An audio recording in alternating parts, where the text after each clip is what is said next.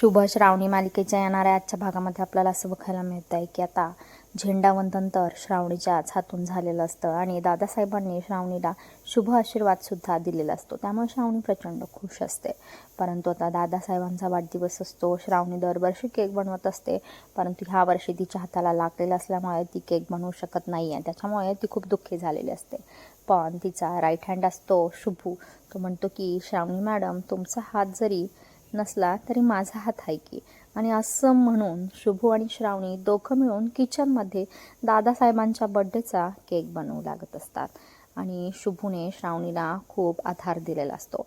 श्रावणीला जी काही अडचण येईल ती शुभू सोडवत असतो. असं ह्या दोघांचं निखळ मैत्रीचं नातं आपल्याला पाहायला मिळत असतं.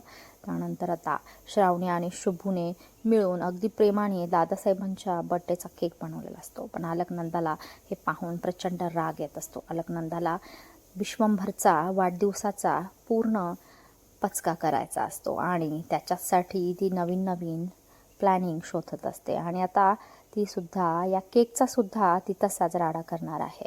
आणि ठरल्याप्रमाणे दादासाहेब आता श्रावणीने बनवलेला केक खातील का, हे पाहणं खूप रंजक ठरेल.